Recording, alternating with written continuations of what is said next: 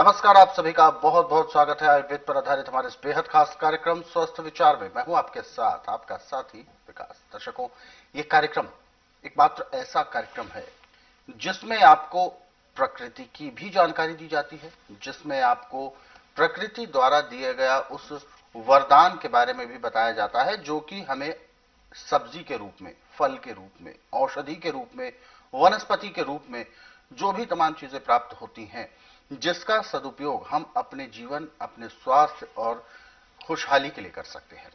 क्योंकि प्रकृति ने इस शरीर का भी निर्माण किया है और जब भी इस शरीर में कोई भी ऐसे विकार उत्पन्न होते हैं जो कि परेशानी देते हैं, उनको ठीक करने के लिए, उसके निदान के लिए, उन रोगों को का उपचार करने के लिए जो औषधि होती है वो भी प्रकृति ही देती है। तभी ये संतुलन अच्छा बन पाता है और हमारे शरीर को एक्यूरेसी जो चाहिए, जो औषधि की जो हमें एक गुणवत्ता चाहिए, वो हमें प्रकृति ही दे सकती है। इसीलिए रोजाना इस कार्यक्रम में अलग अलग विषयों पर चर्चा होती है और इन सभी विषयों में हमारा मार्गदर्शन करते हैं जाने माने आयुर्वेद के ज्ञाता गायत्री सिद्ध पंडित श्री लक्ष्मण दास रतन भारद्वाज जी। आइए सबसे पहले गुरु जी का स्वागत करते हैं और कार्यक्रम की शुरुआत करते हैं। गुरु जी नमस्कार। नमस्कार। ये कार्यक्रम दर्शकों आप सभी के लिए है और हम चाहते हैं कि आप इस कार्यक्रम का हिस्सा बने। आपके साथ कोई भी रोग है, कोई भी शारीरिक कष्ट है, तो आप इस कार्यक्रम से जुड़ सकते हैं। जो भी आपके जहन में सवाल उठ रहा है उसको आप इस कार्यक्रम के समक्ष रख सकते हैं, गुरु जी से सीधे बात कर सकते हैं, फोन उठाएं, हमें कॉल करें या आप हमें व्हाट्सएप के जरिए अपना संदेश भी भेज सकते हैं। और साथ ही साथ आपको याद दिलाते हैं कि जब भी आप इस कार्यक्रम को देखने बैठे तो कॉपी और पेन जरूर लेकर बैठा करें। जो भी नुस्खे उपचार आपको बताए जाएं उनको आप लिख जरूर लिया करें। तो आगे बढ़ते हैं और शुरू करते हैं आज के एक मुख्य विषय पर चर्चा। गुरु जी, आज के इस अंक में हम बात करेंगे तपेदिक रोग के बारे में। कहते हैं टीबी का जो रोग होता है ये बहुत ही ज्यादा भयंकर होता है, इसे असाध्य रोगों की श्रेणी में रखा जाता है, ये जानलेवा भी होता है। और एक दूसरी तरफ एक सवाल यह भी उठता है कि जिस भी रोगी को तपेदिक जैसी या टीबी जैसा रोग हो जाता है उसको थोड़ा सा लोग भेदभाव करना शुरू कर देते हैं। तो सबसे पहले तो मैं जानना चाहूंगा कि आखिर टीबी है किस तरीके का रोग? ये क्या इतना सेंसिटिव रोग है या किस तरीके से हो जाता है या बचपन में ही होता है? क्या है इसके पीछे कारण? देखिए, टीबी का मेन कारण है कैल्शियम की कमी। कैल्शियम की कमी? हाँ जी। जब कैल्शियम की कमी होती है तो इसमें नजला बड़ी तेजी से बढ़ता है जी। नजला जब सांस की नाली में, फेफड़ों में जाके जम जाए, सूख जाए, तो उसको हम टीबी बोलते हैं। उसको सांस लेने में तकलीफ होती है, श्वास का रोग है बेसिकली। हाँ, जो दूध नहीं पीते हैं और जो लहसुन, प्याज, अदरक से परहेज करते हैं, गाजर, मूली, सलगम से परहेज करते हैं, इनको रोग बड़े लंबे हाथों से लेता है। जी। मेन कारण है आपके खान पान का। आटे को जब आप छान करके लेंगे तो उसके अंदर भी जो कैल्शियम है वो तो चोकर के अंदर है, बिल्कुल बूर के अंदर है, वो निकाल के फेंक दिया। सब्जियों में छिलके के साथ है, वो निकाल के फेंक दिया। दालों में छिलके के साथ वो फेंक के, तो आपको तो टीबी होगी। और इसका इलाज आज पूरे संसार के अंदर मेडिकल साइंस में, आयुर्वेद में, यूनानी में, होम्योपैथी में, नेचुरोपैथी में बिल्कुल नहीं है। ये डांके चोट पे कहता हूँ मैं। और मेरे पास टीबी का इलाज ऐसे है जैसे दूध में से मक्खी निकालना। और टेम्परेरी रिलीफ के लिए, इसके लिए सबसे अच्छा है कच्चा प्याज खाइए, आप जितना खा सकते हैं। कच्चा लहसुन खाइए जितना खा सकते हैं। कच्चा अदरक खाइए जितना खा सकते हैं। ककड़ी है, खीरा है, खूब खाइए। सलगम है, खूब खाइए। आप सेब खाएं ना खाएं, सलगम खा लो, परंतु छिलना नहीं है। अच्छा। सारे काम तो छिलके के अंदर है। नरम छिलके वाला ले, उसे चबाएं। और ये कोई भी चीज ना मिले तो शायद तो आपको मिल ही जाएगा। 100 ग्राम रोज का शहद खाएंगे तो भी आपको टीबी नहीं होगी, क्योंकि कैल्शियम और आयरन ये दो चीजें आपके शरीर में पूरी हैं तो आपको रोगी कोई नहीं है। जब कैल्शियम की और आयरन की कमी पड़ेगी तो आपको रोगों से जूझना पड़ेगा। अब शायद गले से नीचे उतरते जिस ग्रुप का उसमें चला जाता है, इसका अपना ग्रुप ही कोई नहीं है। अच्छा। और असली शहद की पहचान है कि यदि आप आग जल रही है उसमें शहद डाल दिया तो अग्नि बुझ जाएगी। अब उसमें चाहे स्प्रिट डालें चाहे पेट्रोल डालें जो मर्जी डालें, जब तक उन लकड़ियों को नटाएंगे आग नहीं जलेगी। उनके हटाते आग फिर जल जाएगी। दूसरी परीक्षा इसकी घर की मक्खियों में। मक्खी को बैठी हुई देखें, ऊपर से शायद चुपके से ऐसे डालें कि मक्खी के ऊपर पड़ जाए और मक्खी उसमें दब जाए। तो मक्खी शहद में से निकल के उड़ जाएगी, उसके पैरों में या शरीर में या पांव में कहीं नहीं लगेगा, कहीं भी नहीं लगेगा। हाँ। और ये भी नहीं कर सकते, एक कागज ले लें। अच्छा। उस पर आप 1 या 2 चम्मच शहद डाल दें और मोमबत्ती जला के जहां पे शहद डाला है वहां से उस कागज को गर्म करें तो आपका शहद पानी जैसा पतला हो जाएगा और उबलने लगेगा। परंतु जब उंगली लगा के उसको ऐसे लगाएंगे तो तार नहीं देगा, शहद तार नहीं देता। ठीक है। गर्म करने पे पानी जैसा लगता है और ठंडा होने पे फिर वो गाढ़ा हो जाता है और तार भी देता है। कोई भी पहचान कर ले। अच्छा। ये भी ना करना चाहें तो आप शीशे का गिलास लें, उसका वजन कर ले पहले। ठीक है। वजन करके उसके अंदर गर्म पानी उबलता हुआ डाल दें। अब तोल करके आप शहद डाल दें गिलास के अंदर। वो पानी के अंदर शहद ऐसे बैठ जाएगा जाके जैसे पानी में पत्थर बैठता है। जब पानी आपका ठंडा हो जाए तो उस पानी को निकाल दें। आप गिलास का वजन करें तो जो गिलास के वजन के बाद आपने शहद डाला उतना वजन बढ़ा, ना उसमें ग्राम घटा ना ग्राम बढ़ा। ये असली शहद की पहचान है। आजकल शहद जलेबी की चाशनी का जो बचता है उससे भी शहद बनाते हैं और केमिकल करके भी शहद बना रहे हैं, परंतु ये परीक्षा में पास नहीं होता। कहीं भी ले जाएं तो उसमें जो है वो गुण निकल जाते हैं कि इसमें मिलावट है। और शहद को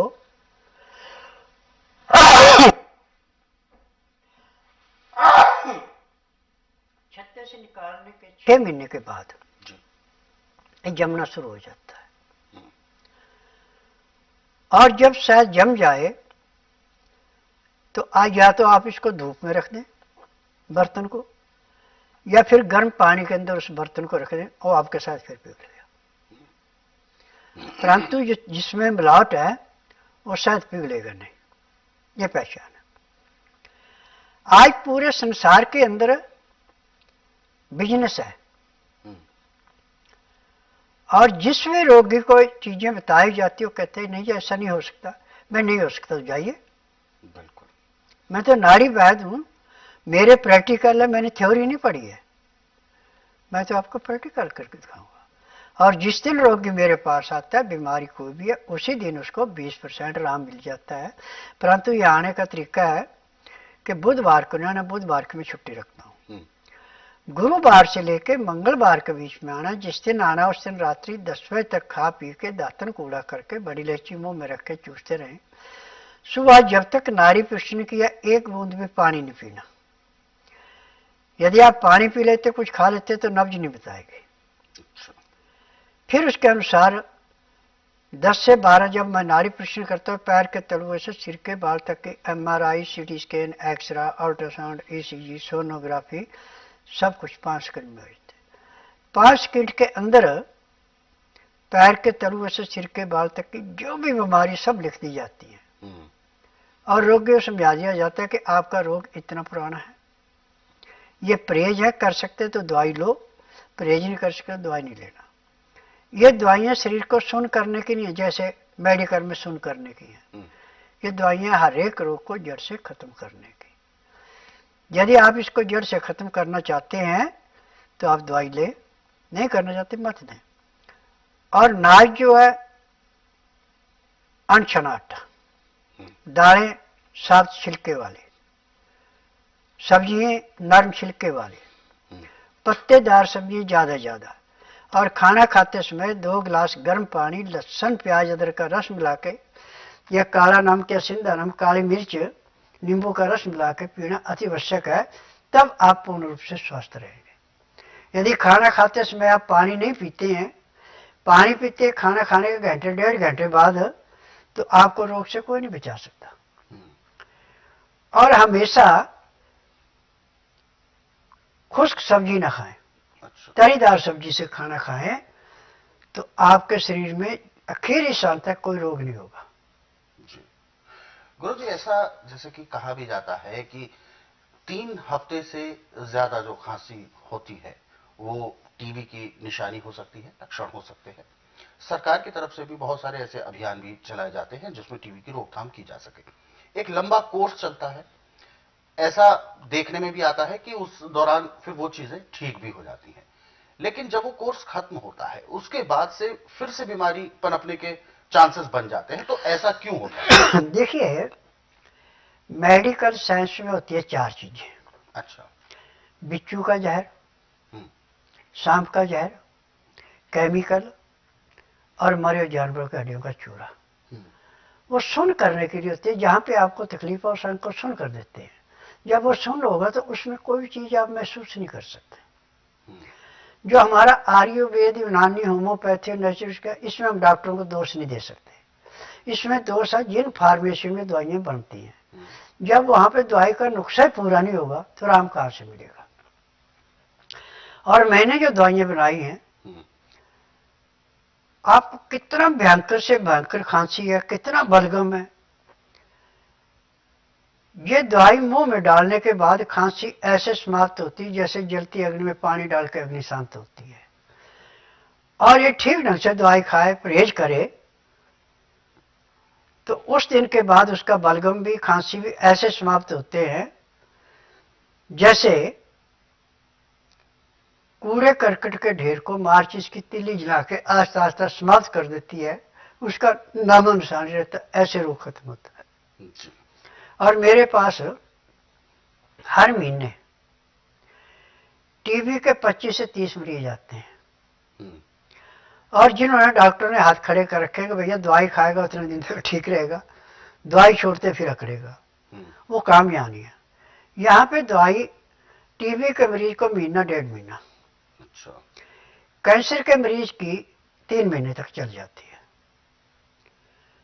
गठिया के मरीज की महीना 1.5 महीना,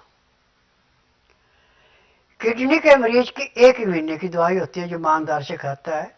जो गड़बड़ी करता है इसकी 6 महीने भी दवाई चलती है, परंतु रोग जड़ से समाप्त होता है। और जिस दिन भी रोगी मेरे पास आता है उस दिन से खाना खाए ना खाए, दवाइयों का वजन 15 से 20 किलो के बीच का होता है, उसकी बीमारी के अनुसार होता है।